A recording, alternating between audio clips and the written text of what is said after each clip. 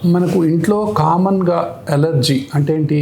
తుమ్ములు, జలుబు, ముక్కు గారటం, పట్టేయటం, తద్వారా ఊపిరాడకుండా చేయటం, తర్వాత ఒళ్ళు దురదలు, కళ్ళు దురదలు, ఇది రావటానికి మూలమైనటువంటి టాప్ 3 కాజెస్ ఏమేమి ఉంటాయి అంటే మనం ఇంట్లో గనక మనం చూసుకున్నట్లయితే మన పిల్లో ఎలా ఉంది అనేది ఇంపార్టెంట్. సో డస్ట్ బెడ్డింగ్ కానీ పిల్లో కానీ వీటిల్లో డస్ట్ మైట్స్ ఉంటాయి. వీటి వల్ల 24 అవర్స్ ఎవరైనా కూడా మాటికి తుమ్ముతున్నారు, దగ్గుతున్నారు, జలుబు ఉంది అంటే డస్ట్ మైట్స్ ఏమన్నా ఉన్నాయా అనేది చూడాలి. తర్వాత ఇంట్లో క్లీనింగ్ అప్పుడు మనం చాలా కేర్ఫుల్గా ఉండాలి. అంటే పాత గూళ్ళు కానివ్వండి, పాత పేపర్లు కానివ్వండి, పైన ఉండేటటువంటి అల్మర్లు లోపల పైన ఏదైనా క్లీన్ చేసేటప్పుడు ఇలాంటి విషయాలు చాలా జాగ్రత్తగా చూసుకోవాలి. తర్వాత ఎక్కడైనా బయటికి పోయినప్పుడు పోలెన్స్కి ఎక్స్పోజ్ అయినప్పుడు, అది గార్డెన్ కావచ్చు, లేకపోతే గ్రౌండ్స్ కావచ్చు, గ్రాస్ కావచ్చు. కొంతమంది గ్రాస్లో పోగానే తుమ్ములు వస్తాయి, ఒళ్ళు కూడా దురదలు వస్తాయి. కొంతమందికి తోటలో పోగానే రావచ్చు, కొంతమంది పూల వాసన చూస్తే రావచ్చు. అట్లా పోలెన్స్ వల్ల ఏమన్నా ఉన్నాయా అనేది